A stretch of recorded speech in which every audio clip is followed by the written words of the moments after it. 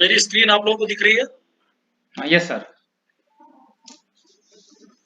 तो मैंने सर इसमें कल मैंने शुरुआत में आप लोगों से शुरू किया था, तो मैंने उसमें मोस्टली जो है कल मैंने आपको आर कैसे डाउनलोड करना है, और फिर मैंने बोला था कि आर का जो रॉ आर है उस पे काम करना थोड़ा कठिन होता है, इसीलिए हम लोगों ने कल आर स्टूडियो भी डाउनलोड किया था। और ये भी बताया था कि उसमें बहुत सारे पैकेजेस अवेलेबल होते हैं, यानी आप मोस्टली जितने भी आपके जो रिग्रेशंस हैं, जो नॉन रिग्रेशंस जितने भी हैं, उनके पैकेजेस ऑलमोस्ट अवेलेबल हैं। तो आपको उसके लिए प्रोग्रामिंग बहुत लार्ज स्केल पे करने की, लार्ज बड़े स्तर पे करने की कोई जरूरत नहीं है। तो आप बस उस पैकेजेस को आप डाउनलोड कर सकते हैं, उस पैकेजेस का इस्तेमाल करके आप आसानी से आर का यूज करके कैलकुलेशन कर सकते हैं। तो मैंने कल आपको आर के बारे में डाउनलोड कैसे होता है, उसको रन कैसे होता है, थोड़ा सा ये सब बता दिया था, और कुछ एक बताया था उसकी खासियत के बारे में, और उसमें एक मैंने रिग्रेशन के बारे में बताया, दिखाया था कि कैसे उसमें रिजल्ट आता है रिग्रेशन के थ्रू। तो आज मैं फिर से वापस शुरू करता हूँ।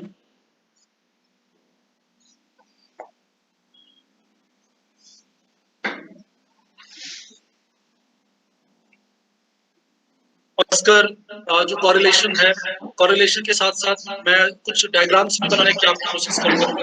जैसे मैं बॉक्स प्लॉट मैं ये देखिए बॉक्स परसेंटाइल प्लॉट बनाने की कोशिश करूंगा। ये बॉक्स प्लॉट जो बनता है नॉर्मली, आप लोग ये देखे होंगे।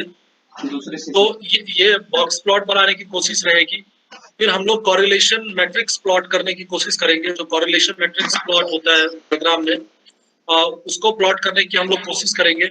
फिर नॉर्मल कैसे कॉरिलेशंस के रिजल्ट होते हैं वो हम देखेंगे आज।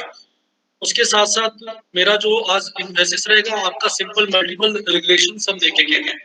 मल्टीपल रिग्रेशन हम कैसे कर सकते हैं। उसके बाद हमने कल टॉपिक मॉडल देखा था, मैं एक बार और फिर से रिवाइज किए दूंगा उसको। या टॉपिक मॉडल से पहले मैं आज आप लोगों को उसके आगे, जैसे मल्टीपल रिग्रेशन के आगे जो बाइनरी लॉजिस्टिक रिग्रेशंस होते हैं, या मल्टीपल मल्टीनोमियल लॉजिस्टिक रिग्रेशन है, या ऑर्डिनल लॉजिस्टिक रिग्रेशन है, यानी बहुत तरह के लॉजिस्टिक रिग्रेशन होते हैं मल्टीपल टाइप्स के। तो बहुत सारे जो तरीके, अलग अलग तरीके के जो लॉजिस्टिक रिग्रेशन है, उन लॉजिस्टिक रिग्रेशन को हम आर पे कैसे करते हैं ये भी हम अ, देखेंगे।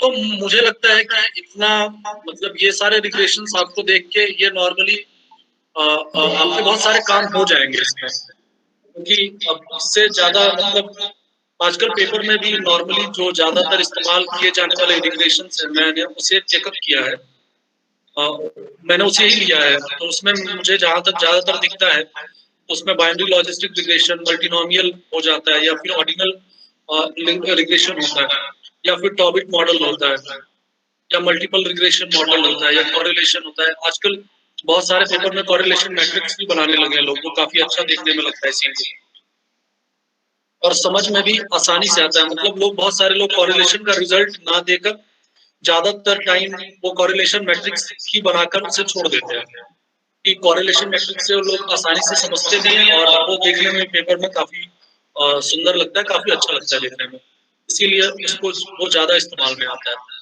तो आज हम लोग ये सारी चीजें आर पे कैसे होता है, ये हम लोग आज देखेंगे। तो हम लोग एक एक करके शुरू करते हैं। तो सबसे पहले जैसे मैंने कल जो है आपको डाटा इंपोर्ट करना सिखाया था, कि आर पे हम कैसे डाटा इंपोर्ट करते हैं। तो पहले हम इंपोर्ट करें डेटा सेट को। जैसे मैंने कल कुछ डेटा सेट इंपोर्ट किए थे, उस डेटा सेट को मैं फिर इंपोर्ट किए लेता हूँ, और इंपोर्ट करने के बाद हम लोग आगे प्रोसेस जो भी काम है उसका काम करेंगे। और सबसे पहले एक और चीज कि मैं डेटा पहले हम लोग इंपोर्ट करते हैं। जैसे कल हम लोगों ने डेटा इंपोर्ट किया था, आप लोग सब देखे होंगे कहाँ से डेटा इंपोर्ट होता है। आप लोग मेरा स्क्रीन देख पा रहे हैं? हेलो? Yes sir. हाँ मैम, तो ये मैं आर पे ऊपर में, जैसे ये इंपोर्ट डेटा है, यहाँ करेंगे, फिर मेरा डेटा मोस्टली मेरा डेटा जो है वो SPSS में सेव है, जिनका एक्सेल में सेव है वो एक्सेल से इंपोर्ट कर ले, या जिनका एक्सेल मतलब एक्सटेंशन एक्सेल का है, मेरा एक्सटेंशन जो है वो SPSS का है, तो हम SPSS से उसे करेंगे। तो मैं अपने डेटा को मैंने जहाँ पे रखा है मैं वहां से उसे इंपोर्ट कर लेता हूँ।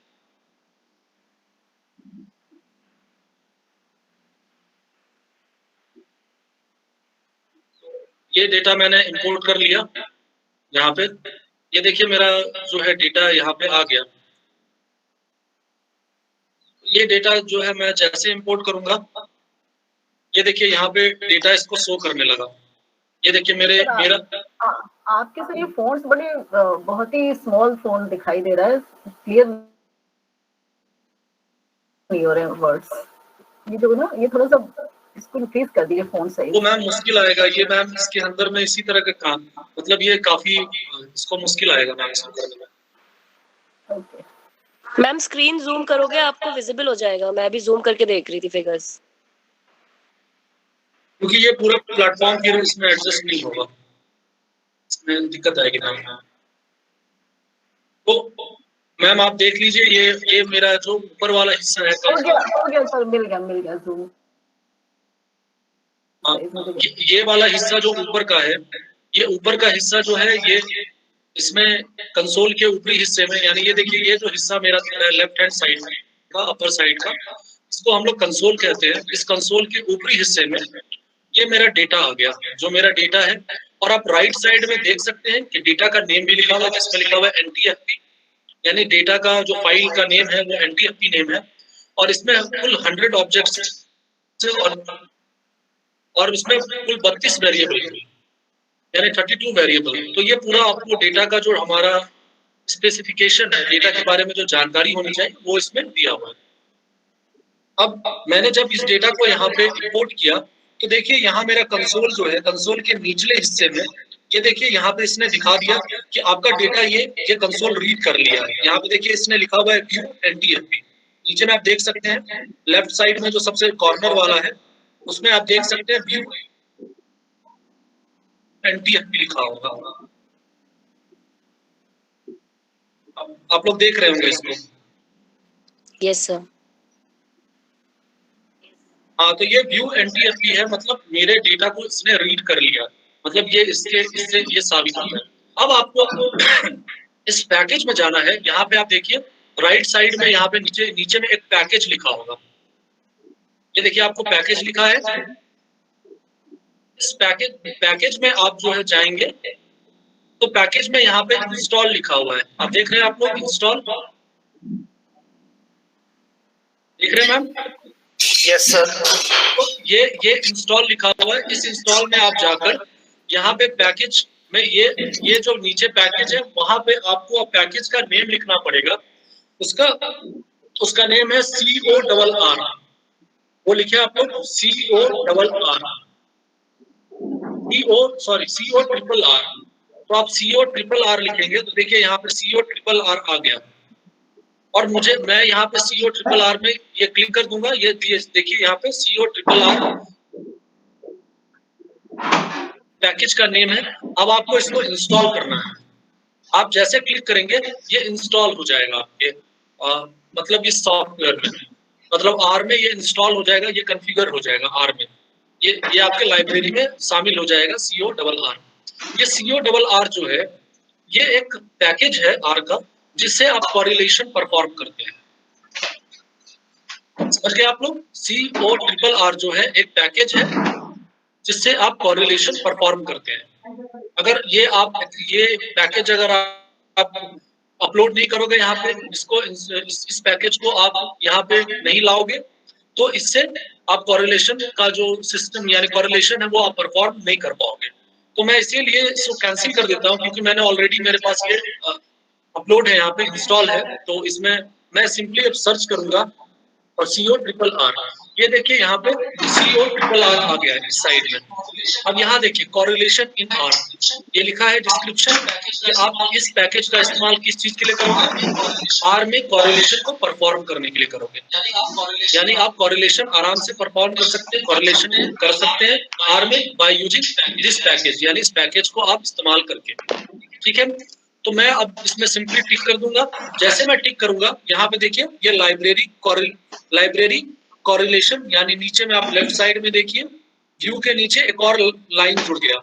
मतलब मेरे लाइब्रेरी में ये जो लाइब्रेरी है अब मेरे कंसोल में ऐड हो गया, और अब मैं चाहूं तो इसे कॉरिलेशन परफॉर्म कर सकता हूं। दिख रहा है आप लोगों को?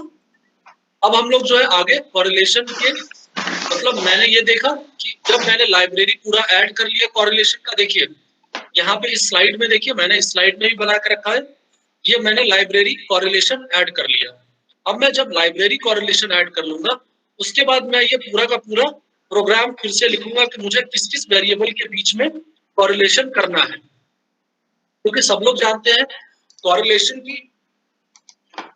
जो होता है वो रिलेशन होता है बिटवीन वेरिएबल्स। तो हमको किस किस वेरिएबल्स के बीच में वो कॉरिलेशन परफॉर्म करना है, हम उस वेरिएबल्स को ले लेंगे। यानी हमारे NTFP में देखिए, यानी हमारा डाटा, अब यहाँ पे इस चीज को समझने की बात है, ये पूरे इस लाइन को समझने की बात है। अब देखिए ये मैंने लिख दिया NTFP डाटा 2, चाहे तो इसको हम छोटा भी कर सकते हैं, NF लिख सकते हैं। यानी मैंने इसे NF क्यों लिख दिया, यानी मुझे बार बार अब आगे ये पूरा का पूरा लाइन ना लिखना पड़े। ये जो मेरा ब्लू लाइन है ये मुझे पूरा बार बार ना लिखना पड़े, मैं एक बार इस लाइन को पूरा लिखूं और इसका एक शॉर्ट नेम दे दूं जिसका नाम है NF। यानी NF का पूरा ये जो लाइन है इसका शॉर्ट नेम हो गया है NF। यानी बाद में मैं सिर्फ जिसके साथ भी NF जोड़ूंगा वो समझ लेगा कि मुझे यही 3 वेरिएबल्स का कॉरिलेशन निकालना है, इसी 3 वेरिएबल्स का जो है डिस्क्रिप्टिव स्टैटिस्टिक्स निकालना है, यानी जो करना है इसी 3 वेरिएबल का करना है। ये बस NF को लिखते ही समझ में आ जाएगा उससे। मैं आगे आपको आंसर दिखाऊंगा, आपको उससे भी क्लियरिटी बढ़ जाएगी। तो आप समझ गए, यानी जो NTFP है, इस NTFP यानी मेरा डेटा टाइप जो है वो क्या है, मेरा डेटा का नेम है NTFP, इसीलिए मेरे को यहाँ पे NTFP यहाँ पे लिखना पड़ा है मुझे। आपका जो भी डेटा का नेम होगा, यानी डेटा का जो फाइल नेम होगा, उस फाइल नेम को आपको शुरुआत में लिखना पड़ेगा। और फिर उस फाइल नेम से देखिए मुझे यहाँ पे C क्यों लिखना पड़ा, क्योंकि मुझे ये पूरे डेटा सेट में 32 वेरिएबल्स हैं, लेकिन मैं इसमें से कॉरिलेशन इस 3 के बीच में जानना चाहता हूँ। इसमें एनुअल इनकम फ्रॉम NTFP, यानी ये मेरे कॉलम का नेम है, ये देखिए एनुअल इनकम फ्रॉम NTFP। मैं आपको ऊपर दिखाता हूँ, देखिए यहाँ पे ये मेरा कर्सर आप देख रहे होंगे, ये कर्सर में क्या लिखा हुआ है ऊपर में देखिए, annual underscore income underscore NTFP। तो मैंने जस्ट उसे ही यहाँ लिख दिया क्योंकि मुझे इस कॉलम का नेम लिखना पड़ेगा। फिर इनकम एग्रीकल्चर, ये देखिए यहाँ पे अगला वाला है इनकम एग्रीकल्चर, और उसके बाद है इनकम टोटल एनुअल इनकम। तो ये टोटल एनुअल इनकम ये रहा, ये देखिए total underscore annual underscore income.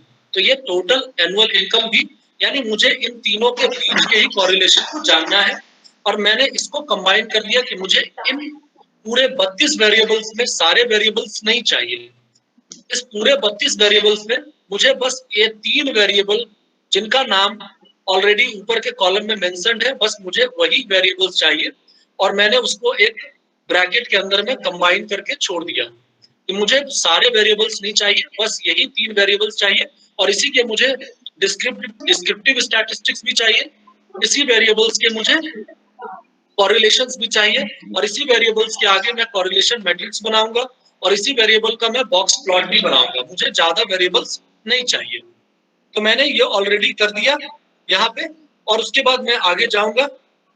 मैंने ये तय कर दिया, अब मैंने ये बना दिया कि ये, और इस पूरे एक्सटेंसिव फाइल का नाम मैंने छोटा लिख दिया जिसका नाम है NF। अब मुझे ये बार बार लिखने की जरूरत, ये पूरा नाम बार बार लिखने की जरूरत नहीं पड़ेगी, बस मैं सिंपली NF का इस्तेमाल करके बाकी सारे कैलकुलेशन कर लूंगा। ठीक है, जो मैंने यहाँ पे आपको करके दिखाया, यहाँ पे मैंने सिंपली NF कर दिया, और ये पूरा एक्सटेंशन, यानी मैं इन 3 वेरिएबल्स के अलावा चौथे वेरिएबल्स का उससे मुझे कोई जरूरत नहीं। अब मैं इसके आगे यहाँ पे कॉरिलेशन करूंगा। अब ये नीचे देखिए, अब मैं सिंपली यहाँ पे ये कॉरिलेशन या कॉपी पेस्ट किया मैंने। अब मुझे कॉरिलेशन में यहाँ मैंने अपने फाइल का नाम NF कर दिया था, छोटा कर दिया था, आपको दिक्कत होती इसीलिए मैं बस NF कर देता हूँ यहाँ पे। तो देखिए यहाँ पे मैंने NF कर दिया, यानी कॉरिलेशन का शॉर्ट फॉर्म मैंने लिखा COR, क्योंकि मैं पूरा कॉरिलेशन नहीं लिखूंगा, COR लिखूंगा, जो R में ऑलरेडी ये दिया हुआ है। अब COR लिखेंगे तो ये देखिए नीचे में एक आता है, आप देख रहे हैं यहाँ पे ये क्या लिखता है, ये देखिए नीचे में क्या लिखा है, COR X, Y, यानी ये हमारे वेरिएबल्स हैं। आप ये कितने भी हो सकते हैं, इसमें कोई प्रॉब्लम नहीं आएगी। COR X, और देखिए यूज एवरीथिंग, यानी यहाँ पे आप सारे कॉरिलेशन के मेथड आप यूज कर सकते हैं, जिसमें पियर्सन भी हो सकता है, कैंडल भी हो सकता है, या फिर स्पीयरमैन भी हो सकता है। यानी 3 तरह के नॉर्मली यूज होने वाले कॉरिलेशन है कार्ल पियर्सन का, उसके बाद जो है कैंडल ताऊ वाला, और फिर स्पीयरमैन रैंक कॉरिलेशन। ये 3 कॉरिलेशन हम मोस्टली यूज करते हैं। अब वो ऑटोमेटिकली उसमें से डाटा टाइप देख लेगा कि हमारा डाटा टाइप क्या है। तो मैंने जो 3 डाटा टाइप लिया है वो तीनों के तीनों जो है वो रेशियो लेवल डेटा है, वो तीनों के तीनों रेशियो लेवल डेटा है, क्योंकि वो इनकम है, तीनों ही इनकम है, तीनों ही रेशियो लेवल डेटा है। और मोस्टली इस तरह के डेटा में जो है पियर्सन कॉरिलेशन कोएफिशिएंट का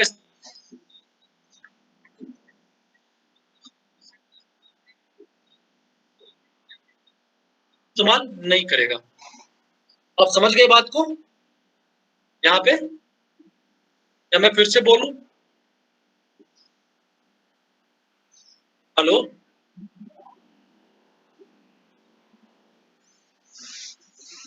मेरी आवाज नहीं आ रही है क्या? तो आप लोग समझ गए इस चीज को? अगर कोई भी दिक्कत हो तो आप पूछ सकते हैं, मतलब कहीं भी कोई प्रॉब्लम हो आप मैं फिर से उसे एक्सप्लेन कर दूंगा, क्योंकि ये थोड़ा टिपिकल होगा, लेकिन ये समझने के लिए थोड़ा है। Excuse me sir. हाँ मैम।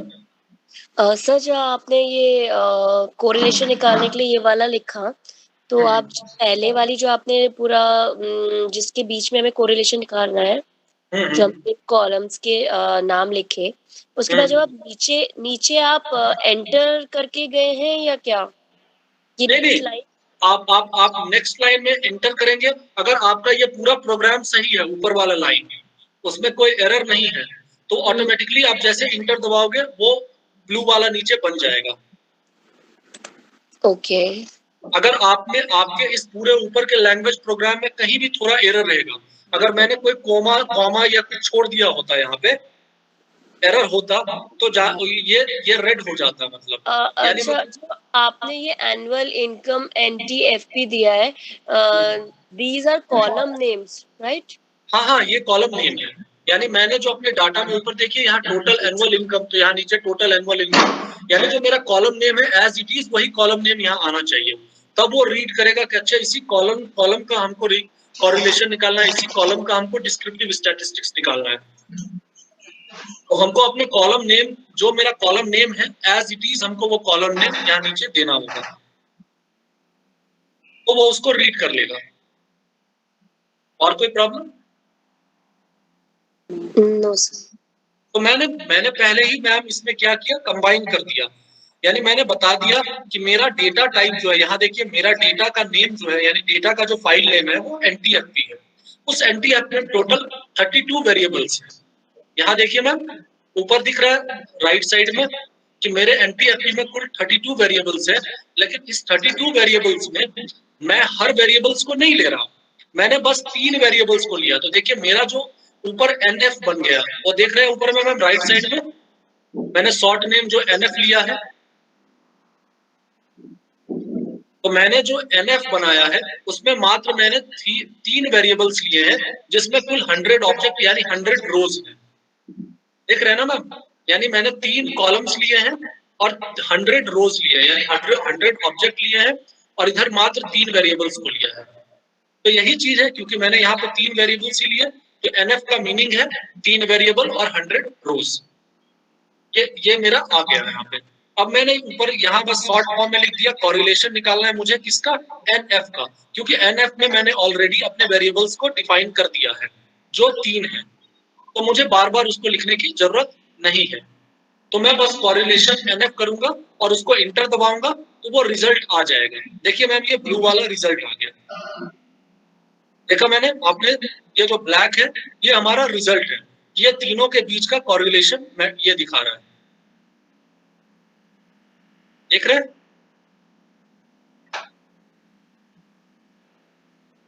समझ गए आप लोग समझे? यानी ये तीनों के बीच के ये जो कोरिलेशन हमने NF किया, बस खाली इसको इंटर दबाया और ये तीनों के बीच का कोरिलेशन आ गया हमारे पास। अब अगर हम चाहें तो इसका समरी स्टैटिस्टिक्स भी निकाल सकते हैं, तो हमको बस यहाँ लिखना पड़ेगा SUMMARY। जैसे हम समरी लिखेंगे, ये देखिए पूरा का पूरा ये समरी वाला जितना भी फैक्टर है ये आपको R खुद पे खुद दे देगा।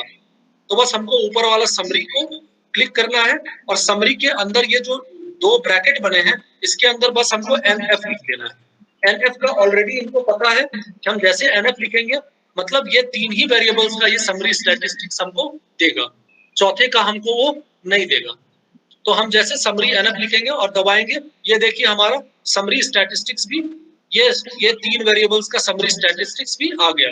आप देख सकते हैं यहाँ पे annual income from NTFP, minimum value जो है वो 0 है। अब ये सारा देखिए summary statistics, mean, median, quartile 1, quartile 3, maximum value, ये सारा आपको उसने समरी स्टैटिस्टिक्स इसके बारे में बता दिया। आप समझ रहे हैं बात को? कोई प्रॉब्लम इसमें समझने में तो बोल सकते हैं। No sir.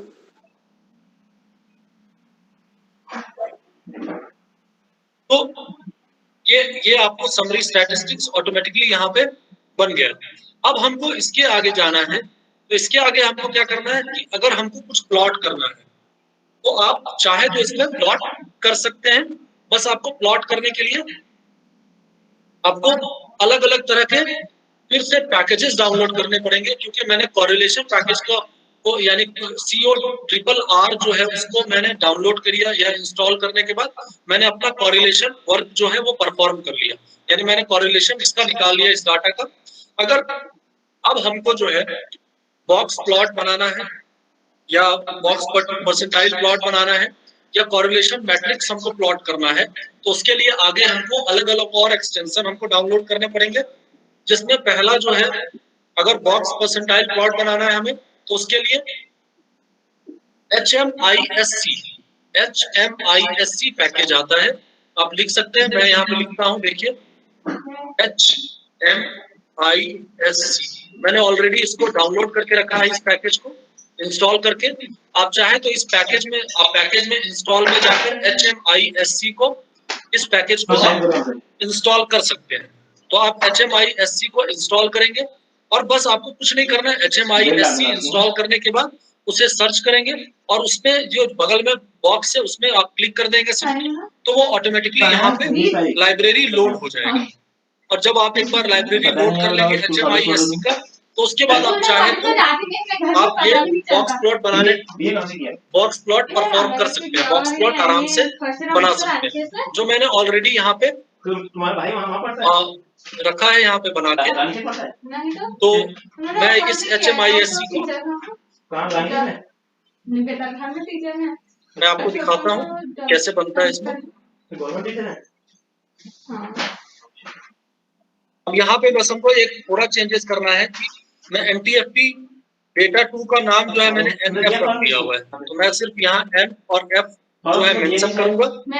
और आप ये देखिए यहाँ पे HMISC ये डबल कॉलन है, और ये जो है BB प्लॉट, ये BB प्लॉट यहाँ पे है, इसको आपको लेना है HMISC double colon BB plot, और उसके अंदर आपको ये स्पेसिफिकेशन आपको देने पड़ेंगे, जिसमें मेरा डेटा का किसका हमको बॉक्स प्लॉट बनाना है, तो NF का बनाना है। ऑलरेडी मैंने NF डिफाइन करके रखा है, annual income from NTFP, income agriculture और टोटल एनुअल इनकम, इसका ही हमको बॉक्स प्लॉट बनाना है, तीसरे का चौथे का नहीं बनाना है। और हम ये जो नाम हमने दिया है वो हमारा ट्रू है, मेन हमको क्या करना है, बॉक्स परसेंटाइल प्लॉट बनाना है और हमको अपना एक्स एक्सिस का नाम देना है, एक्स एक्सिस को लेबल करना है। तो यहाँ एक्स लैब मतलब एक्स एक्सिस को हमने लेबल किया, उसका नाम रखा है total annual income. Y axis को हमने जो लेबल किया उसमें रखा है इनकम फ्रॉम इन रुपीज। आप समझ गए बात को? ये मैंने इसको नामकरण किया क्योंकि कोई भी प्लॉट अगर बनेगा तो उसका एक्स एक्सिस और वाई एक्सिस को हमको नेम करना पड़ता है। और अगर हम ये मेन वाला है तो इसका अगर आप चाहे तो नाम बदल सकते हैं। यहाँ बॉक्स परसेंटाइल प्लॉट के जगह पे आप कुछ और भी नाम रख सकते हैं जो आपको अपना टाइटल चाहिए, यानी आपको जिस तरह का हेडिंग चाहिए, जिस तरह का टाइटल चाहिए आपको अपने बॉक्स प्लॉट का, तो आप वो नाम यहाँ पे मेन में दे सकते हैं। मेन इक्वल टू मैंने खाली यहाँ पे बॉक्स परसेंटाइल प्लॉट रखा है नाम। लेकिन अगर आपके पास box percentile plot of Varanasi या बॉक्स परसेंटाइल प्लॉट मतलब कुछ भी ऐसा जो नाम आपको जैसा हेडिंग चाहिए वैसा हेडिंग आपको यहाँ पे मेंशन करना पड़ेगा। और ये एक्स एक्सिस का नाम भी मेंशन करना पड़ेगा, वाई एक्सिस का नाम भी मेंशन करना पड़ेगा। और फिर जब आप ऐसा कर देंगे तो ऑटोमेटिकली आपका बॉक्स प्लॉट बनके तैयार हो जाएगा। अब बस मैं सिंपली इंटर दबाऊंगा और ये देखिए मेरा बॉक्स प्लॉट बनकर तैयार हो गया। देख रहे हैं सब लोग? आप लोग देख रहे हैं? Hello? Yes sir. Yes sir, visible है। हाँ, तो ये समझ में आ रहा है आपको? ये देखिए मैंने आपको ऑलरेडी बोला था कि मैंने यहाँ पे main equal to box percentile plot रखा था। अगर आप यहाँ पे जो आपका टाइटल होगा बॉक्स प्लॉट का, आप जो भी यहाँ पे मेंशन करेंगे इस जगह पे, वो आके ऊपर में लिख जाएगा। मैंने सिंपली खाली बॉक्स परसेंटाइल प्लॉट लिखा था, वही सेम इसी इट इज यहाँ पे आ गया। आप यहाँ पे कोई भी आपका जो रिसर्च एरिया में जो प्लेस नेम होता है, स्थान का नाम होता है, आप चाहे तो वो स्थान का नाम भी लिख सकते हैं। तो वो एज इट इज वैसा ही आपका ये ऊपर का टाइटल बन जाएगा। और अब देखिए यहाँ पे मैंने एक्स एक्सिस का नाम रखा था टोटल एनुअल इनकम। यहाँ देखिए एक्स एक्सिस का नाम मैंने टोटल एनुअल इनकम रखा, ये टोटल एनुअल इनकम नीचे आ गया। और मैंने वाई एक्सिस का नाम रखा है इनकम इन रुपीज, तो यहाँ देखिए ऑटोमेटिकली इनकम इन रुपीज ये बन गया है कि नहीं। और यहाँ पे देखिए तीनों का मतलब एनुअल इनकम फ्रॉम एनटीएफपी का भी ये बन गया बॉक्स परसेंटाइल प्लॉट, ये इनकम एग्रीकल्चर का बॉक्स परसेंटाइल प्लॉट बन गया, और ये टोटल एनुअल इनकम का बॉक्स परसेंटाइल प्लॉट बन गया। और इसमें आप जानते ही ये जो बीच वाली लाइन होती है बॉक्स परसेंटाइल प्लॉट की, वो मीन होता है, ये Q1 और Q3 होता है, ये सबसे नीचे वाला रेंज होता है, यानी मिनिमम और मैक्सिमम। ये आपको ये आपको इसमें पता होगा, मीन मीडियन और ये इसमें वो सारी चीजें होती हैं। तो ये हमारा मीन भी होता है इसमें हमारा Q1 यानी क्वार्टाइल 1 और क्वार्टाइल 3 भी होता है, इसमें हमारा रेंज भी होता है। तो ये लोएस्ट है और ये हमारा हाईएस्ट है। तो ऐसे करके हमारा ये बन गया। तो आप ये समझ गए कि अलग अलग तरह के इसमें डायग्राम भी बन सकते हैं। तो मैंने ये बॉक्स परसेंटाइल प्लॉट बनाया, और अब आगे मैं इसी डेटा का इस्तेमाल करके आपको मैं कोरिलेशन मैट्रिक्स भी बनाना दिखाऊंगा कि मैंने जो ये कोरिलेशन अभी थोड़ी देर पहले ये वाला जो कोरिलेशन निकाला है annual income from NTFP, income agriculture और टोटल एनुअल इनकम के बीच मैंने कोरिलेशन निकाला है, उससे मैं कोरिलेशन प्लॉट पे हम कैसे प्लॉट कर सकते हैं ये भी हम अभी देखेंगे। तो ये देखिए, इसके लिए मैंने ये प्रोग्राम यहाँ पे लिख के रखा है। इसके लिए जो है हमें जो लाइब्रेरी डाउनलोड करनी है उस लाइब्रेरी का नाम है कॉर प्लॉट। इस लाइब्रेरी का हमारा नाम है, यानी कोरिलेशन मैट्रिक्स के लिए हमें जो कोरिलेशन मैट्रिक्स के लिए जो लाइब्रेरी इंस्टॉल करनी है उसका नाम है कॉर प्लॉट। ये देखिए इस जगह पे आप देख रहे होंगे, ये जो कॉर प्लॉट है ये इस लाइब्रेरी का नाम है, और आपको इसका इस्तेमाल ही करके हम लोग जो है कोरिलेशन मैट्रिक्स बनाएंगे इसी लाइब्रेरी पैकेज का इस्तेमाल करके। तो मैं जो है सिंपली इस लाइब्रेरी पैकेज को डाउनलोड कर लेता हूँ, मैं इसे हटा देता हूँ अभी। तो कॉर प्लॉट, अगर अब ये देखिए एक छोटा सा चीज और भी है कि जो हमने प्लॉट किया अगर हम चाहें तो उसको एक्सपोर्ट भी कर सकते हैं, जैसे save as image, save as PDF और कॉपी टू क्लिपबोर्ड। ये हम तीनों ऑप्शन हमें यहाँ पे मिलता है। आप चाहें तो इसमें आप ये तीनों जो है तीनों में जिस मोड में आपको ये कोरिलेशन बॉक्स परसेंटाइल प्लॉट आपको चाहिए, आप तीनों में से किसी एक में डाउनलोड कर, आप मतलब इसको डाउनलोड कर सकते हैं, इसको एक्सपोर्ट कर सकते हैं, और अपना मतलब आप जो रिसर्च वर्क जो पेपर है उसमें आप उसको डाल सकते हैं। आप समझ गए होंगे इस चीज को, यानी तीनों में से किसी मोड में, जिस मोड में आपको चाहिए आप डाउनलोड कर ले, सॉरी एक्सपोर्ट कर ले और उसको यूज करें। ये बहुत आसान है इसको एक्सपोर्ट करना। अब फिर मैं यहाँ पे जाता हूँ, और अभी तक हम लोग हेमिसिक यूज कर रहे थे, HMISC। ये हमारा जो है बॉक्स प्लॉट बनाने यानी बॉक्स परसेंटाइल प्लॉट बनाने के लिए ये जो है मतलब इस पैकेज का इस्तेमाल हम लोग कर रहे थे। अब हम लोग जो है कॉरिलेशन प्लॉट बनाने के लिए जो है मतलब कॉरिलेशन प्लॉट बनाना है हमें, उस पैकेज का हमें इस्तेमाल करना है। तो हम लोग जो है कॉरिलेशन प्लॉट यानी यहाँ पे साइड में हम जाके CORR और देखिए यहाँ पे आ गया कॉरिलेशन प्लॉट। पहले जिन्होंने क्योंकि मैंने ऑलरेडी ये सारे इंस्टॉल करके रखे हैं तो मुझे ये दिक्कत नहीं है, लेकिन अगर जिन्होंने इंस्टॉल नहीं किया है वो ये सारे पैकेजेस उनको अपने पास इंस्टॉल करने होंगे, और मैंने इंस्टॉल करने का तरीका ऑटोमेटिकली आपको बताया हुआ है कि आप इंस्टॉल में जाएंगे और ये पैकेज के जगह पे ये नाम लिखेंगे यहाँ पे कॉरिलेशन यानी कॉर प्लॉट यानी कॉरिलेशन प्लॉट, और आप उसको इंस्टॉल कर लेंगे, ऑटोमेटिकली वो इंस्टॉल आपके पैकेज में शामिल हो जाएगा। तो मैंने ऑलरेडी ये शामिल करके रखा है, तो मैं सिंपली ये हमारा कॉर प्लॉट यानी ये कॉरिलेशन प्लॉट जो ये देख सकते हैं ये किस चीज के लिए इस्तेमाल में आता है, यहाँ पे साफ साफ लिख रहा है visualisation of a correlation matrix, यानी ये आपको कॉरिलेशन मैट्रिक्स को दिखाने के लिए इसका हम इस्तेमाल करते हैं। यानी कॉर प्लॉट का इस्तेमाल हम क्यों करते हैं? कॉरिलेशन मैट्रिक्स को दिखाने के लिए। तो हम ये कॉरिलेशन मैट्रिक्स को दिखाने के लिए इस कॉर प्लॉट का इस्तेमाल करेंगे। तो हम यहाँ सिंपली टिक करेंगे और फिर ये नीचे में ऑटोमेटिकली यहाँ पे ये पैकेज आ जाएगा। ये देखिए हमने यहाँ पे लाइब्रेरी कॉर प्लॉट यहाँ पे ये आ गया। अब जब लाइब्रेरी कॉर प्लॉट हमारे इस कंसोल में ऐड हो गया तो हम आगे अब इसका इस्तेमाल करके कॉरिलेशन मैट्रिक्स आराम से बना सकते हैं।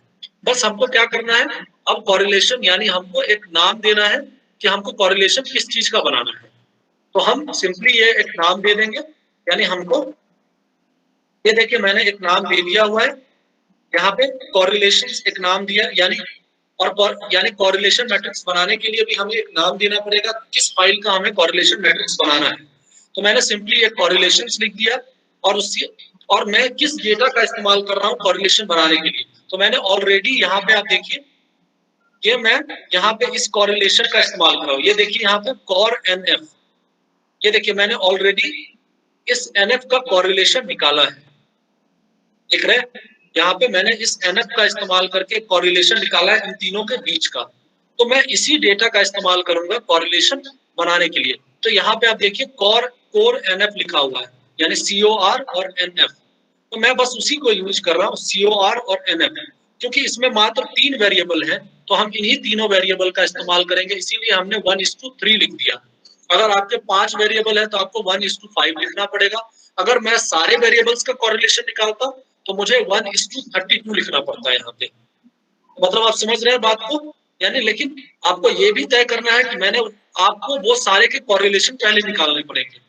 मैंने सिर्फ 3 वेरिएबल का लेके कॉरिलेशन निकाला, इसीलिए मैं कॉरिलेशन मैट्रिक्स सिर्फ 3 वेरिएबल का ही बना सकता हूँ। अगर आपको कॉरिलेशन मैट्रिक्स 32 वेरिएबल का बनाना है तो आपको पहले 32 वेरिएबल का कॉरिलेशन निकालना पड़ेगा। आपको पहले 32 वेरिएबल का कॉरिलेशन निकालना पड़ेगा, उसके बाद ही आप कॉरिलेशन मैट्रिक्स उनका बना सकते हो। तो मैंने सिर्फ 3 वेरिएबल्स का ही कॉरिलेशन निकाला है और इसीलिए मैं अब कॉरिलेशन मैट्रिक्स भी मात्र 3 वेरिएबल का ही बनाऊंगा। इसीलिए मैंने ये कॉर NF 1:3 लिखा है यहाँ पे, क्योंकि मेरे पास सिर्फ 3 वेरिएबल है जिनका हमको कॉरिलेशन मैट्रिक्स बनाना है। अब मैं आगे जो है इसमें आगे प्रोसेस करूंगा और इसमें मैं ये कॉरिलेशन मैंने कर लिया। अब सिर्फ कॉर प्लॉट और हमको किसका करना है इस कॉरिलेशन का, और मेथड में सर्कल रखूंगा, यानी मैं कॉरिलेशन मैट्रिक्स जो बनाऊंगा उसको मैं सर्कल में दिखाने की कोशिश करूंगा। बहुत बार लोग कलर में भी दिखाने की कोशिश करते हैं, मैं आपको ये समझा दूंगा। देखिए मैंने कॉर प्लॉट यानी क्योंकि आपको मैंने पहले ही बताया कि हमारे जो पैकेज का नाम है जिससे हम कॉरिलेशन मैट्रिक्स बनाते हैं उसका नाम है कॉर प्लॉट, और उसमें हमको क्या बनाना है, हमने ऑलरेडी इस फाइल का नेम रखा हुआ है पहले कोरिलेशंस।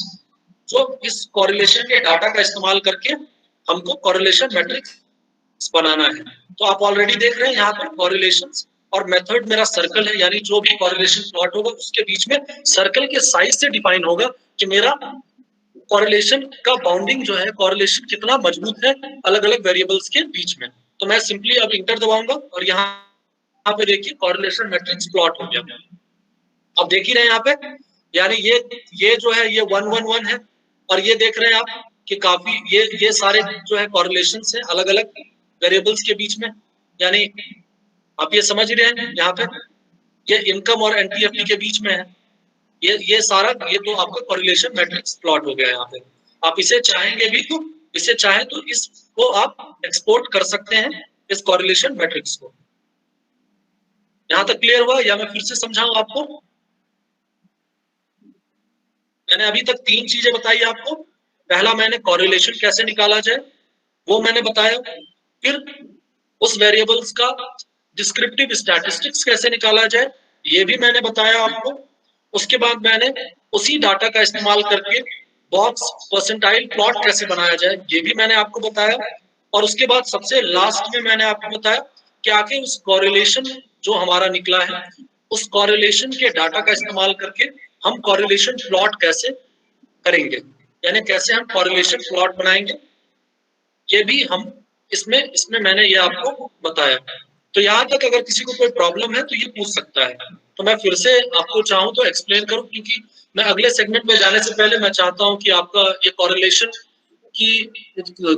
से रिलेटेड जितने भी है वो सारा मैं आपको एक्सप्लेन कर पाऊँ। एक बार आप पूछ सकते हैं इसमें। मैं फिर से अगर कहें तो मैं फिर से कोरिलेशन को आपको एक्सप्लेन कर सकता हूँ कि मतलब आर में कोरिलेशंस के अलग अलग मैकेनिज्म कैसे परफॉर्म होते हैं, क्योंकि ये कंप्लीट आपको अगर ये आप पूरा का पूरा करेंगे तो आपका कोरिलेशन से रिलेटेड ये सारा चीज परफॉर्म हो जाएगा इसमें। अगर आप चाहते हैं तो आप पूछ सकते हैं।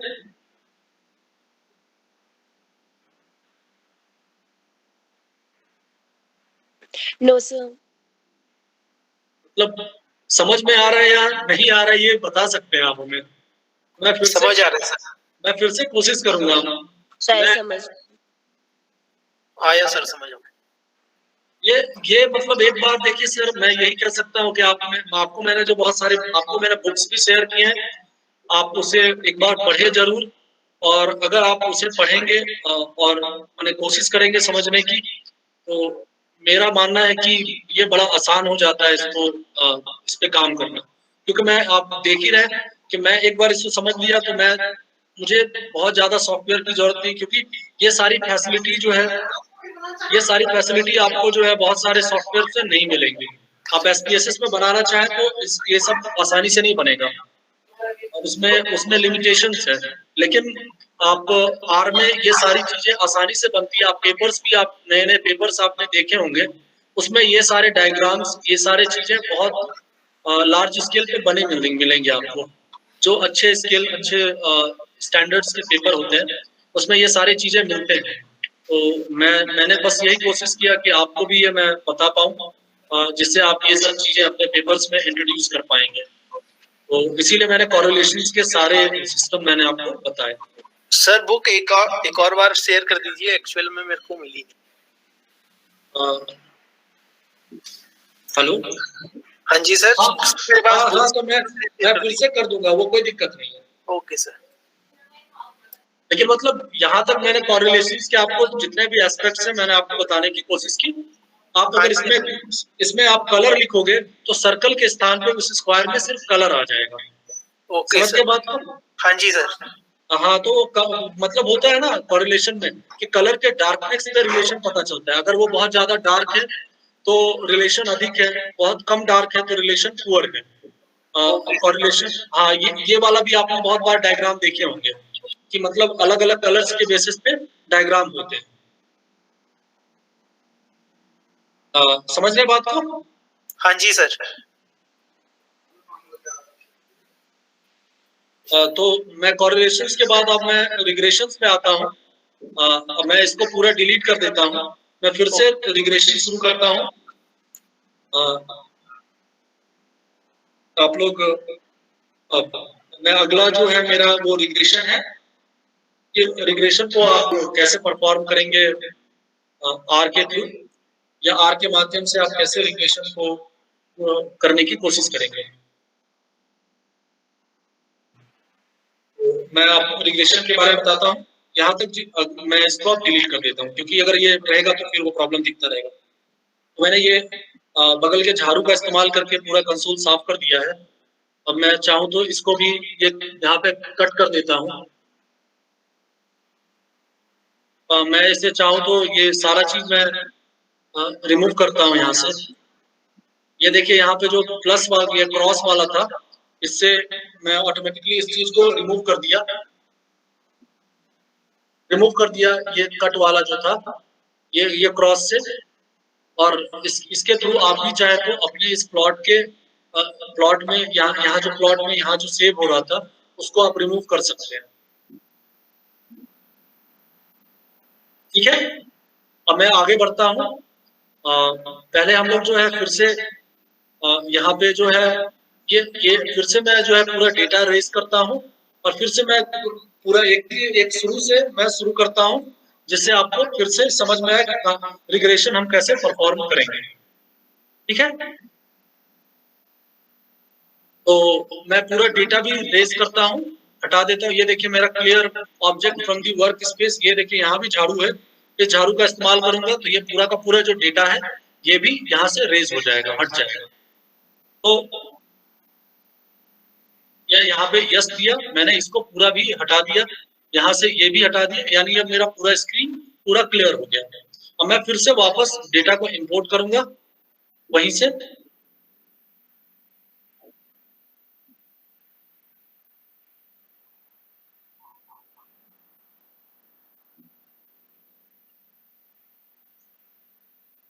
देखिए ये वापस एनटीएफटी वाला डेटा हमारा वापस आ गया। तो आप ये समझ गए कि फिर से मैंने डेटा इसीलिए इंपोर्ट किया कि मैं बार बार आपको ये दिखा रहा हूँ कि कैसे डेटा को इंपोर्ट करना है, क्योंकि बहुत बार क्या होता है ये सब छोटी छोटी जो प्रोसेस होती है वही आदमी भूल जाता है, तो उसमें बड़ी दिक्कत आती है। तो मैंने एनटीएफटी का ये जो पूरा डेटा है फिर से ये इंपोर्ट किया, तो ये यहाँ देखिए फिर से व्यू एनटीएफटी ये हमें दिखला दिया इसे। तो अब जो है अगर चाहे तो यहाँ से ये छोटा करके इस डेटा को हम छोटा भी कर सकते हैं, जिससे हमें ये पूरा प्लेटफॉर्म मिल जाए काम करने के लिए, जिससे आपको ये दिखे। ठीक है, तो अब हम लोग जो है अब रिग्रेशन परफॉर्म करेंगे। तो रिग्रेशन के लिए हमको सबसे पहले जिस पैकेज का इस्तेमाल करना है उस पैकेज का नाम है क्रॉस वॉल, यानी CROSSVAL क्रॉस वॉल। यानी जिस पैकेज का हमको इस्तेमाल करना है कोरिलेशन के लिए वो है क्रॉस वॉल, यानी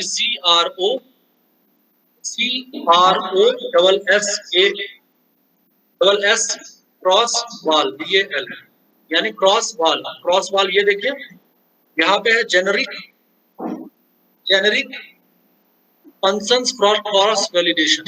ये क्रॉस वॉल का इस्तेमाल हम लोग करते हैं मल्टीपल लीनियर रिग्रेशन, यानी मल्टीपल लीनियर रिग्रेशन अगर आपको परफॉर्म करना है तो उसके लिए हमें जिस पैकेज का इस्तेमाल लगेगा उसका नाम है क्रॉस वॉल, यानी CROSSVAL क्रॉस वॉल। अब इसको हम यहाँ पे क्लिक करेंगे और ये हमारा ये लाइब्रेरी इस कंसोल में ऐड हो गया। अब देखिए यहाँ पे ऊपर में लाइब्रेरी क्रॉस वॉल ये कंसोल में हमारे ऐड हो गया। अब हम लोग इसके बाद जो है फिर से उसी तरह से हम लोग जाएंगे और अपना जो है हम पूरा का पूरा रिग्रेशन लिखेंगे, यानी हमको जो वेरिएबल्स चाहिए हम उस पूरे वेरिएबल्स को लेंगे। तो मैंने ऑलरेडी ये बना के रखा है, इस वेरिएबल्स को मैं ले लूंगा सिंपली।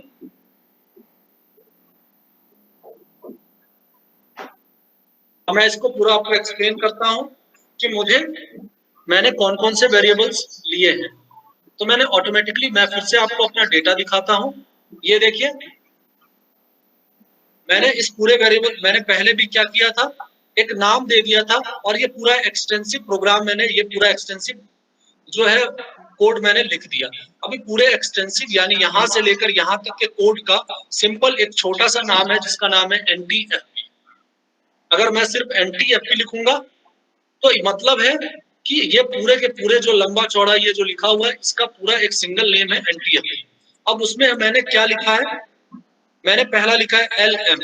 LM है मतलब LM जो है शॉर्ट फॉर्म यूज किया जाता है लीनियर रिग्रेशन को एक्सप्लेन करने के लिए, यानी जो आपका मल्टीपल लीनियर रिग्रेशन है उसको अगर हमको परफॉर्म करना है तो उसके लिए छोटा नाम जो हमने दिया हुआ है उसका नाम है LM।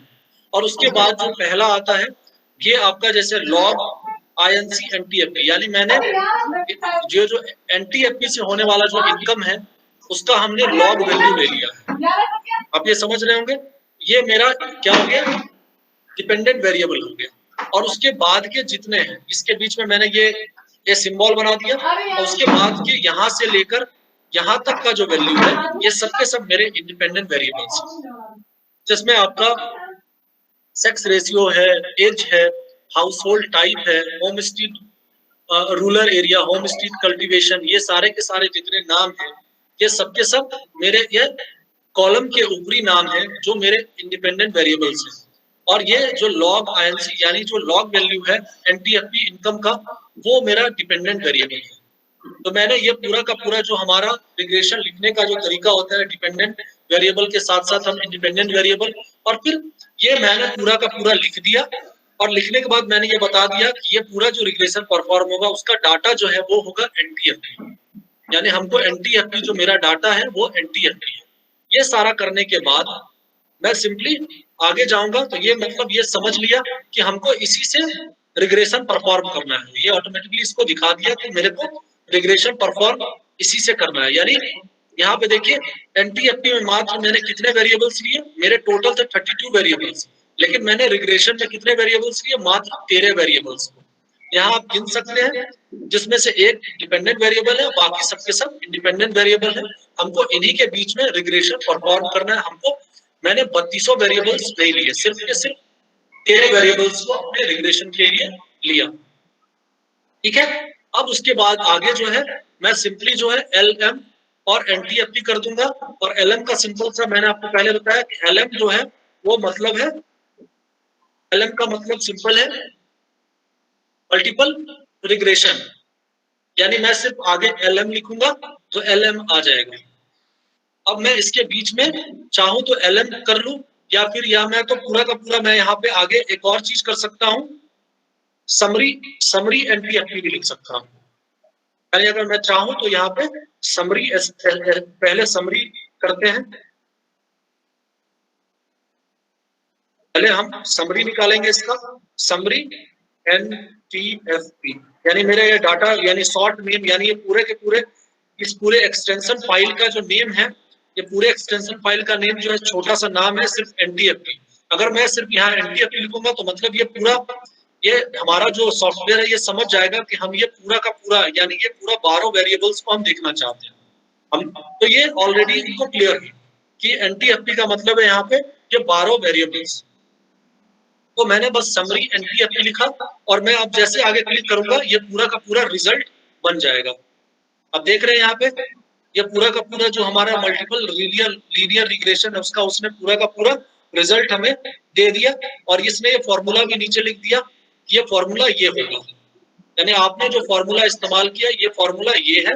आप ये फॉर्मूला कहाँ लिखोगे, अगर जब R से आप कोई भी प्रोग्राम, आप R से कोई भी इस तरह का रिग्रेशन परफॉर्म करते हो, इस फॉर्मूला को आपको कॉपी करके रखना होता है, क्योंकि आप जब भी कोई पेपर लिखते हो तो आपको अपेंडिक्स में ये रिक्वायर्ड होता है। यानी आपको जो पेपर सबमिट आप करोगे तो पेपर का जो पब्लिशर है आपसे अपेंडिक्स में ये फॉर्मूला आपसे मांगेगा कि आपने परफॉर्म जो किया है लैंग्वेज, जो प्रोग्राम आपने परफॉर्म किया उसमें आपने क्या फॉर्मूला यूज किया है। तो इस फॉर्मूला यानी ये जो ये कॉल आगे यहाँ लिखा हुआ है LM फॉर्मूला, ये आपको कॉपी करके आपको अपने पास रखना पड़ेगा फॉर योर अपेंडिक्स, यानी पेपर में अपेंडिक्स के तौर पे आपको इसका इस्तेमाल करना पड़ेगा। ये एक सिंपल प्रोसेस होता है।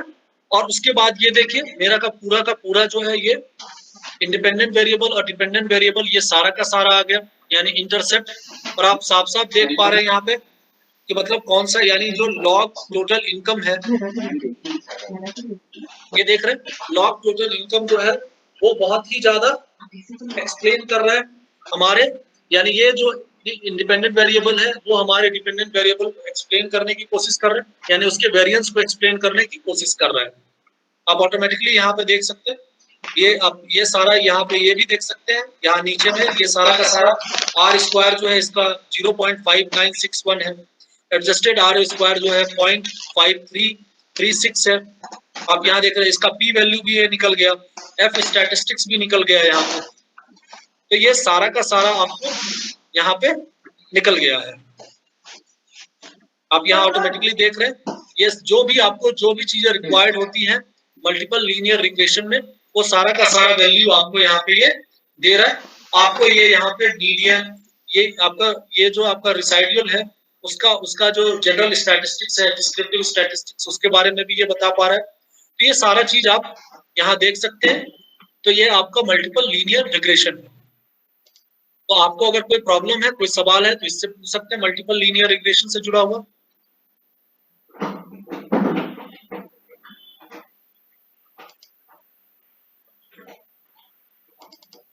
कोई सवाल अगर आपको हो तो मल्टीपल लीनियर रिग्रेशन से जुड़ा हुआ। No sir.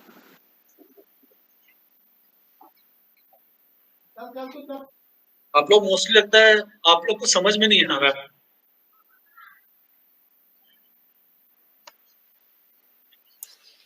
समझ आ रहा है सर। आपको थोड़ा सा इसमें मतलब करना पड़ेगा कोशिश। मैं ये नहीं कह सकता कि आपको मैं 2 दिन में ये चीजें समझा दूंगा, बट मैं कोशिश कर रहा हूँ कि आपको ये एप्लीकेशन वर्क जो है आपको मैं समझा पाऊँ कि इसमें कैसे आप यूज कर सकते हो इसको। नहीं सर, समझ में थोड़ा यूज करेंगे तो थोड़ा और क्लियर होता जाएगा, तो वो थोड़ा हिट एंड ट्रायल वाला करना। हाँ, वो आपको ट्राई करना पड़ेगा। लेकिन मतलब मैं बस सिंपली आपको कुछ मैं पैकेजेस के बारे में ये बताने की मैं सिंपली कोशिश कर रहा हूँ कि आर एक अच्छा प्लेटफॉर्म है जिसपे आप सारा चीज परफॉर्म कर सकते हैं।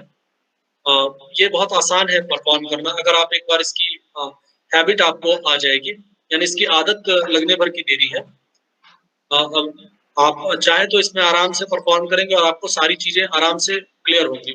इसके लिए आपको मल्टीपल एक्सटेंशन, मल्टीपल सॉफ्टवेयर जानने की कोई जरूरत नहीं है, क्योंकि मैं जानता हूं कि SPSS अगर आप जानते हो तो बहुत सारे ऐसे आजकल के बहुत सारे ऐसे डायग्राम्स हैं, बहुत सारे ऐसे डायग्राम्स आप पेपर में देखोगे जो आप कभी भी SPSS, एक्सेल ये सब चीजों से नहीं बना सकते। इसमें बनाना बहुत ही मुश्किल है, वो अवेलेबल ही नहीं है उसमें। तो जो चीजें वहां पे अवेलेबल नहीं है उन चीजों को आप वहां पे परफॉर्म लिख भी नहीं सकते, क्योंकि ओपन सोर्स सॉफ्टवेयर तो वो है नहीं, वो इंस्क्रिप्टेड है, जो उसमें है उतना ही भर। लेकिन आप आर के थ्रू आपकी रिक्वायरमेंट के हिसाब से वो चीजें डिजाइन कर सकते हो। यहाँ पे बस थोड़ा सा आपको चेंज करना होगा, आपके डाटा के हिसाब से आपको चीजें अपने हिसाब से करनी होगी और आप आसानी से ये चीजें परफॉर्म कर लोगे। तो मैंने आपको ऑटोमेटिकली दिखाया कि कोरिलेशन मैट्रिक्स कितनी आसानी से इस पर प्लॉट हो गया, जो आपको बनाने में बहुत दिक्कत होती है। बाकी बहुत सारे ऐसे सॉफ्टवेयर है जिसमें ये देता है तो बहुत मेहनत लगता है, या फिर ज्यादातर में ये मिलता ही नहीं है ये फैसिलिटी। तो आप देखिए कितनी आसानी से यहाँ पे कोरिलेशन मैट्रिक्स प्लॉट हो गया। तो ये सब चीजें, ये फैसिलिटीज जो है आपको आर आसानी से अवेलेबल कराता है और आप ये चीजें आप आसानी से कर सकते हैं। बहुत ही इंटरेस्टिंग होता है ये चीजें देखना। इसीलिए मैंने आपको ये 2 चीजें मैंने आपको कोरिलेशन और रिग्रेशन मैंने आपको बताया। आप अगर और उसके बाद मेरे पास बताने के लिए आपको आगे है बाइनरी लॉजिस्टिक रिग्रेशन और मल्टीनोमियल लॉजिस्टिक रिग्रेशन। अगर आप चाहें तो मैं उसे बता सकता हूं, या फिर अगर आप बोर हो रहे हैं तो फिर कोई दिक्कत नहीं है।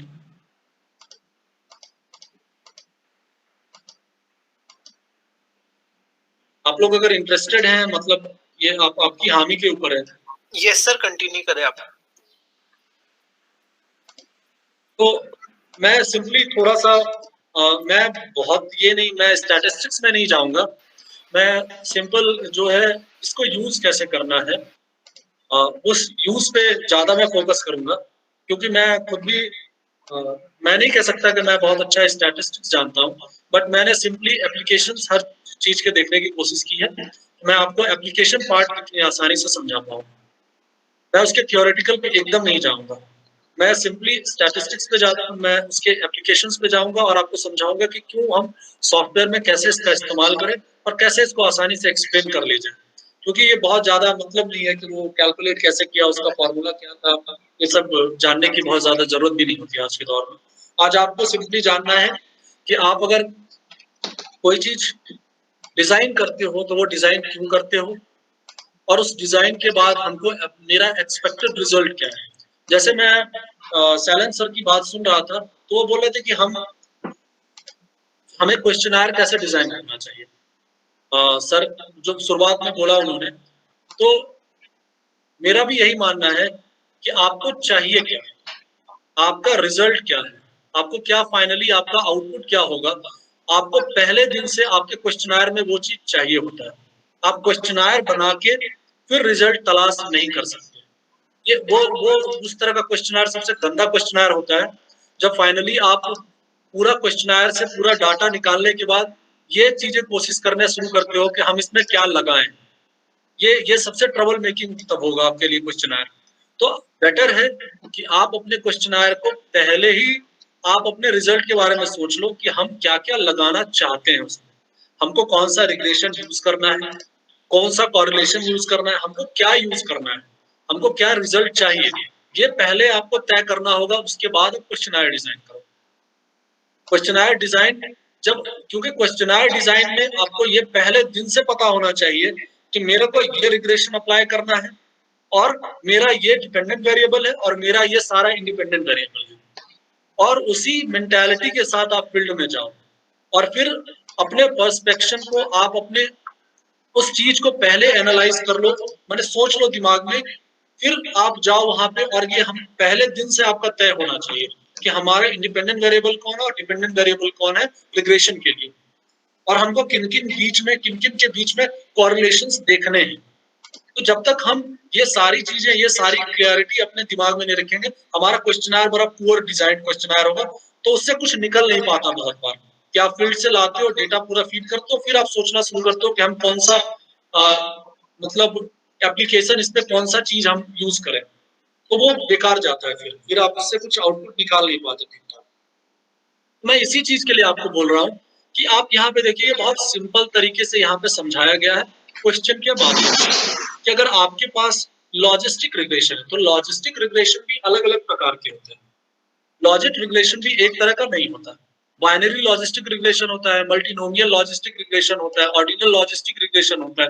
तो ये बहुत सारे लॉजिस्टिक रिग्रेशन भी अलग अलग प्रकार के होते हैं, क्योंकि ये तय करता है कि आपका जो डिपेंडेंट वेरिएबल है वो कैसा है। अगर आपके डिपेंडेंट वेरिएबल में बाइनरी क्वेश्चंस है, यानी वो 0-1 में आ रहा है, यस नो में आ रहा है, यानी दो ही प्रेफरेंस है आपके पास, यस नो वाले प्रेफरेंस, और वो नॉमिनल लेवल डेटा है।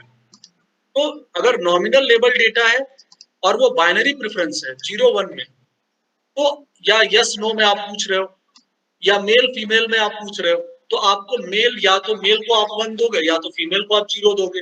यानी आप जब भी फीड करोगे तो 0-1 के कॉन्टेक्स्ट में ही वो चलेगा, और मेनली वो कैटेगोरिकल डेटा होगा या कैटेगोरिकल बाइनरी डेटा होगा, यानी वो कैटेगरी में होगा। तो उस तरह का डेटा होगा, तो हम लोग लॉजिस्टिक रिग्रेशन इस्तेमाल करेंगे। तो वो लॉजिस्टिक रिग्रेशन होगा हमारा सिंपल लॉजिस्टिक रिग्रेशन, जिसको हम लोग कहते हैं बाइनोमियल लॉजिस्टिक रिग्रेशन, यानी दो, यानी 0 और 1 के बीच में हमको, जैसे मैंने यहाँ पे आप देख रहे हैं यहाँ पे, did you vote in the last election, क्या आपने पिछले इलेक्शन में वोट किया, तो आप या तो हाँ में जवाब दोगे या तो ना में जवाब दोगे, दूसरा कोई जवाब आपके पास नहीं होगा। या आप सिंपली कह सकते हो कि आप पेड़ लगाना पसंद करोगे या नहीं करोगे, तो आप हाँ में जवाब दोगे या ना में जवाब दोगे। तो आप जो हाँ में जवाब देगा हम उसको 1 देंगे, जो ना में जवाब देगा उसको हम 0 वैल्यू देंगे। तो सिंपली हमारा ये बाइनरी आंसर होगा। हमारा बाइनरी आंसर इस तरह का जो बाइनरी आंसर होता है, जो कैटेगोरिकल भी होता है, या हम लोग कह सकते हैं जो नॉमिनल लेवल डेटा होता है, उसमें हम लोग वो लॉजिस्टिक रिग्रेशन परफॉर्म करते हैं जिसको हम लोग कहते हैं बाइनोमियल लॉजिस्टिक रिग्रेशन। समझ गए बात को? उसमें हम बाइनोमियल लॉजिस्टिक रिग्रेशन परफॉर्म करते हैं। लेकिन लेकिन हमारा वो नॉमिनल डेटा जिसमें मल्टीपल कैटेगरी है, तो हम उसमें मल्टीनोमियल लॉजिस्टिक रिग्रेशन परफॉर्म करते हैं, जिसमें हमारा मल्टीपल कैटेगरी होता है डिपेंडेंट वेरिएबल का। ये सारी चीजें डिपेंडेंट वेरिएबल की है। जो डिपेंडेंट वेरिएबल है उसका टाइप कैसा है, उस पर तय होता है आपका रिग्रेशन टाइप। तो यहाँ पे क्या है, डिपेंडेंट वेरिएबल में कौन है, ये मल्टीनोमियल लॉजिस्टिक रिग्रेशन कब होगा, जब आपका कैटेगोरिकल डेटा जो है वो 2 से अधिक होगा। यानी जैसे यहाँ पे सवाल आप देख सकते हैं कि आपको चॉकलेट खाने के बाद कैसा स्वाद लगा, चॉकलेट का खट्टा लगा, मीठा लगा, तीता लगा। तो आपके पास 2 तो है नहीं, यहाँ पे 3 है, खट्टा, मीठा, तीता। तो आपके 1 2 3 हो जाएंगे, यानी जिसको खट्टा लगा वो 1 देंगे, खट्टा, मीठा, तीता में आपको 1 2 3 करना पड़ेगा। जैसे यहाँ पे एक सिंपल सा क्वेश्चन मैंने देख यहाँ पे कि election where held today for which party would you won't, यानी आज अगर इलेक्शन होता है तो आप किस दल को वोट दोगे। यहाँ अमेरिका के हिसाब से है डेमोक्रेटिक, इंडिपेंडेंट या रिपब्लिकन। लेकिन अगर आप यहाँ चाहो तो भाजपा, कांग्रेस, जदयू जो भी करना आप कर सकते हो। तो आप किस पार्टी को वोट दोगे, तो नेचुरली है यहाँ पे आपके कैटेगोरिकल डाटा यानी नॉमिनल लेवल डेटा ही है, लेकिन ये कैटेगरी बाइनरी ना होके ज्यादा है। अब समझ रहे हैं, ये मल्टीनोमियल है।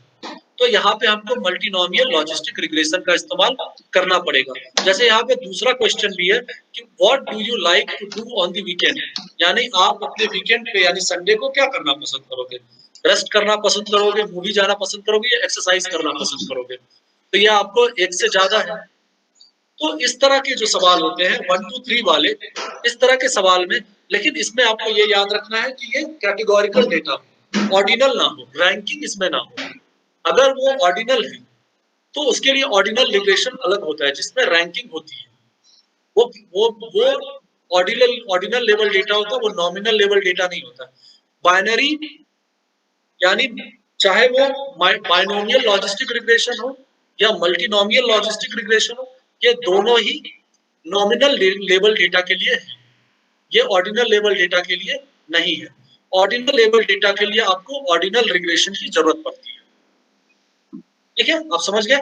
यानी जैसे मैंने यहाँ पे देखे एक क्वेश्चन, आपको बीच वाला देखिए, यहाँ पे ऑर्डिनल लेवल रिग्रेशन मतलब यहाँ पे आपका क्या, यहाँ पे आपकी रैंकिंग है लो हाई। आप समझ रहे हैं इस चीज को। जैसे यहाँ पे ये सवाल यहाँ पे दिया हुआ है, डू यू एग्री और डिसएग्री विद द प्रेसिडेंट, यानी क्या आप अपने राष्ट्रपति से खुश हो या संतुष्ट नहीं हो। तो वो उसमें तीनों सवाल हो सकते हैं। कोई आदमी नापसंद भी उसे कर सकता है, कोई न्यूट्रल हो सकता है, यानी जैसे हमारे यहाँ पे नो है, मतलब हम लोग न्यूट्रल हो सकते हैं या फिर एग्री हो सकते हैं, यानी उससे एग्री कर सकते हैं, यानी हम उसको पसंद कर सकते हैं, नापसंद कर सकते हैं। तो बोलेंगे कि मुझे कोई फर्क नहीं पड़ता, तो ऐसा भी हो सकता है। या फिर आप इकोनॉमिक्स का सवाल देख सकते हैं, what is your socio economic status. तो आप अगर सोशियो इकोनॉमिक स्टेटस की बात करते हो, या तो वो लो होगा, हाई होगा, लो होगा, लो क्लास होते हैं या मिडिल क्लास होते हैं या हाई क्लास होते हैं या वेरी हाई स्टैंडर्ड के होते हैं। तो ये सब के सब जो सोशियो इकोनॉमिक स्टेटस है, ये एक तरह का ऑर्डिनल लेवल है, यानी इसमें कहीं ना कहीं रैंकिंग है, यानी लो वाले की स्थिति खराब है, हाई वाले, सबसे हाई वाले की स्थिति बहुत अच्छी है। तो ये एक तरह की रैंकिंग हो गई। तो इसमें हम लोग ऑर्डिनल लेवल यानी ऑर्डिनल रिग्रेशन इस्तेमाल करते हैं, यानी ordinal logistic regression.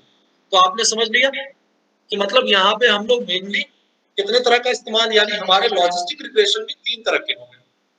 Binomial logistic regression for binary level data, binary level nominal data, multinomial regression जिसमें कैटेगोरिकल डेटा है but of not a binary character, यानी जो बाइनरी कैरेक्टर का नहीं है।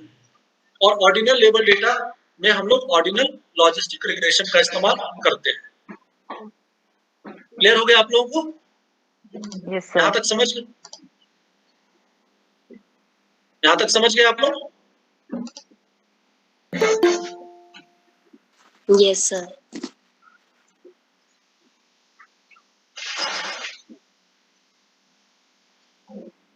अब हम लोग जो है आगे बढ़ते हैं, इसमें हम लोग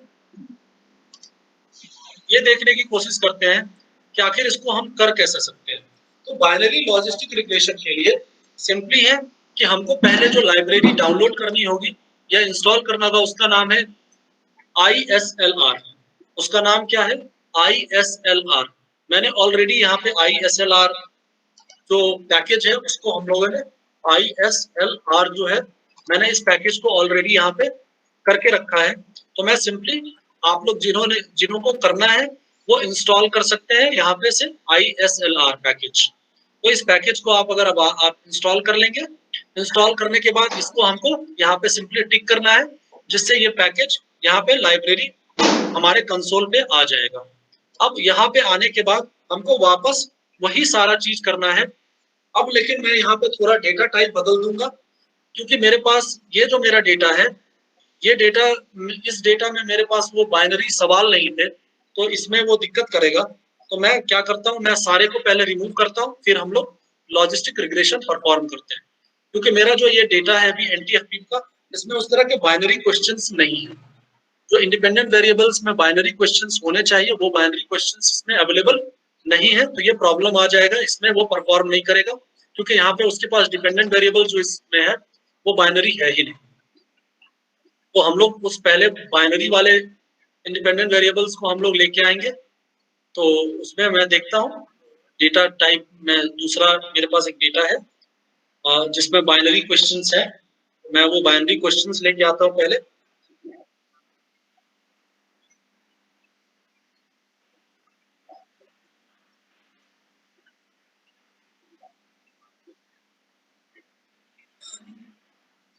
ये देखिए मेरे पास एक और डेटा टाइप है जिसमें बाइनरी क्वेश्चंस है।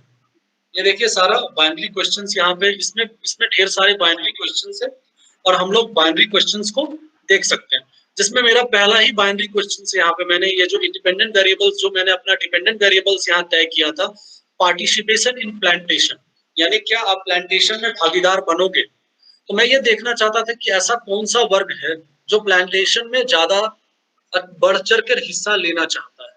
मुझे ये देखना था, मेरा रिसर्च का मेन फोकस ये था कि मैं ये देखना चाहता था कि मेरे ये जो मैं प्लांटेशन ड्राइव चलाऊंगा, मैं पेड़ लगाने का जो अभियान चलाऊंगा, उस पेड़ लगाने के अभियान में कौन सा ऐसा वर्ग है जो सबसे ज्यादा बढ़ चढ़ कर हिस्सा लेना चाहता है।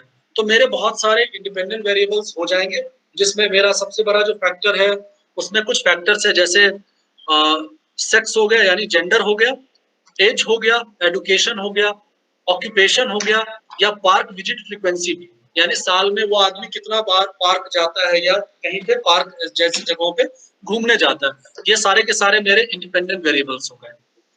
आप समझ रहे हैं बात को? ये सारे के सारे जो है किसी न किसी व्यक्ति को पार्टिसिपेशन इन प्लांटेशन यानी पेड़ लगाने के अभियान में हिस्सेदारी के लिए ये सब इंडिपेंडेंट वेरिएबल जो है जिम्मेदार हो सकते हैं। यानी कोई आदमी ज्यादा बार पार्क घूमने जाता है तो शायद वो प्लांटेशन पेड़ लगाने में ज्यादा इच्छुक हो। जो आदमी कम पेड़ लगाने बार घूमने जाता है वो पेड़ लगाने के अभियान में कम हिस्सेदारी अपनी दिखाए। क्या ये मान के जनरल तो चल सकते हैं? या जो व्यक्ति को ऑक्यूपेशन भी हम देखना चाहते हैं कि कौन सा ऑक्यूपेशन में आदमी जो है ज्यादा इच्छुक है पेड़ लगाने का, या उसका एजुकेशन लेवल कैसा होना चाहिए। अगर कम पढ़ा लिखा आदमी क्या पेड़ ज्यादा लगाएगा, या ज्यादा पढ़ा लिखा आदमी उसकी समझ पेड़ लगाने में ज्यादा अच्छी होगी। तो मतलब हमको अगर इस तरह की चीज अगर देखनी है तो हम इसीलिए हम यहाँ पे ये देखना चाहते हैं कि मैंने आदमियों से सवाल सीधे पूछे कि क्या आप पेड़ लगाने का जो अभियान चलेगा क्या उसमें आप हिस्सेदार बनोगे। तो ज्यादातर बहुत सारे लोगों ने हाँ में जवाब दिया, बहुत सारे लोगों ने ना में जवाब दिया। अब हमको ये देखना है कि कौन कौन से ऐसे इंडिपेंडेंट वेरिएबल है जो पेड़ लगाने की भागीदारी को या पेड़ लगाने में उनकी हिस्सेदारी को प्रभावित करता है। तो हम अगर ये चीज देखना चाहें तो हमने ऑलरेडी यहाँ पे ये लाइब्रेरी हमने डाउनलोड करके रखी थी, यानी जो मैंने आपको पहले बताया था कि जो हमारा बाइनरी लॉजिस्टिक रिग्रेशन है, क्योंकि ये बाइनरी सवाल है, लगाओगे या नहीं लगाओगे, हाँ या ना में जवाब है। तो जो हाँ है वो 1 हो गया, जो ना है वो 0 हो गया यहाँ पे। तो मेरे को जो इस तरह के एप्लीकेशंस यूज कर रहे हैं यानी बाइनरी लॉजिस्टिक रिग्रेशन, उसमें कौन सा पैकेज है ISLR। तो मैंने उसको ISLR को यहाँ पे अपलोड कर लिया है, मैंने वहां हमारे कंसोल में उसको मैंने ले आया हूँ। अब मैं आगे जो है मैं सिंपली जो है एक नाम दे दूंगा यहाँ पे, यहाँ से मैं आपको मैं समझा दूंगा। इसमें मैंने सिंपली जो है मैंने ये पहले करके रखा था, तो मैंने एक छोटा नाम दे दिया जो मैंने पहले भी किया। एक छोटा सा नाम इसमें मैंने दे दिया UG, यानी अर्बन ग्रीन, क्योंकि पेड़ लगाने की जो पार्टिसिपेशन है वो शहरी क्षेत्र में था, तो शहरी क्षेत्र में अगर आप पेड़ लगाते हैं तो वो अर्बन ग्रीन स्पेस होता है, यानी अर्बन ग्रीनरी की बात हम करते हैं। तो हमने सिंपली उसको नाम दे दिया यूजी यानी अर्बन ग्रीन। और यहाँ जो रिग्रेशन परफॉर्म होता है, मैंने पहले बताया था आपको कि जो मल्टीपल रिग्रेशन परफॉर्म होता है उसको हम एलएम कहते हैं आर में, और जो बाइनरी लॉजिस्टिक रिग्रेशन परफॉर्म होता है उसको हम लोग जीएलएम कहते हैं। उसको हम लोग उसको जो नाम दिया हमने शॉर्ट फॉर्म जीएलएम। और मैंने यहाँ पे देखिए इंडिपेंडेंट, हमारा जो डिपेंडेंट वेरिएबल है वो पार्टिसिपेशन इन प्लांटेशन है, और हमारा जो इंडिपेंडेंट वेरिएबल है वो हमारा सेक्स हो गया, एज हो गया और एजुकेशन। मैंने बस 3 ही यहाँ पे लिया है, छोटा रखा है समझाने के लिए। और मेरा जो फैमिली टाइप है वो बायनोमियल रिग्रेशन है। अगर हम यहाँ पे मल्टीनोमियल कर देंगे तो हमको यहाँ डेटा टाइप चेंज करना पड़ेगा। पार्टिसिपेशन इन प्लांटेशन के जगह पे हमको कुछ और देना होगा, जिसमें एक से अधिक मतलब वहां पे बाइनरी ना होके मल्टीनोमियल हो, मतलब एक से अधिक हो। तो उसके लिए हमको ये ऐसा मतलब आपको अपना डिपेंडेंट वेरिएबल डिफाइन करना होगा। और मेरा डाटा का नाम तो आप देख ही लिए, ये एनटीएफटी सर्वे फाइनल 1 है। तो मैंने बता दिया यहाँ पे data is equal to NTFT survey final 1। अब यह करने के बाद मैं सिंपली यहाँ पे मार्क आउट किया, नीचे गया। अब मैं सिंपली यहाँ पे लिखूंगा जीएलएम या समरी लिखूंगा, और जीएलएम करने के बाद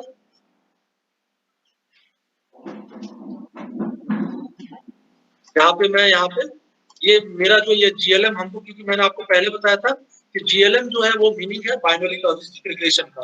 तो मैं यहाँ पे सिंपली सिर्फ यूजी लिखूंगा, क्योंकि मैंने ऑलरेडी ये पूरा का पूरा डिफाइन कर दिया कि मेरा इंडिपेंडेंट वेरिएबल का पूरा होल प्रोग्रामिंग का नाम सिर्फ यूजी है। मैंने ये करने के बाद सिर्फ इंटर दबाऊंगा और ये देखिए मेरा नीचे रिजल्ट आ गया। अब मैं सिंपली और समरी, अगर यहाँ पे समरी लिखूं तो समरी के बाद जो पूरा का पूरा वो बन जाएगा।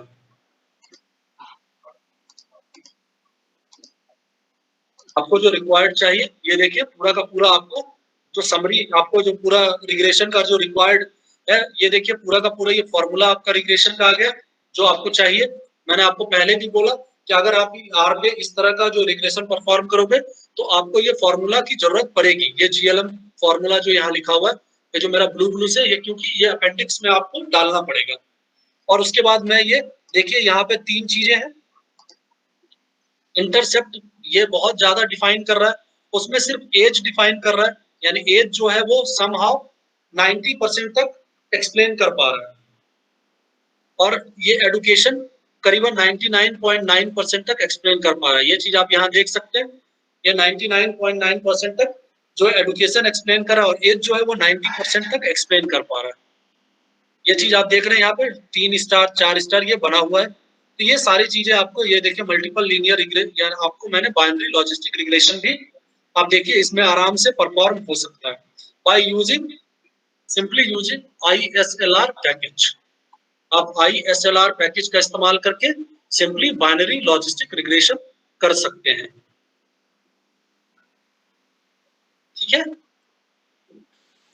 तो मैंने आपको इतने दूर तक बताया, तो आज यहीं पे रहने देते हैं। आप लोग शायद थोड़े बोर भी होंगे। ठीक है शैलेंद्र सर। हाँ ओके सर।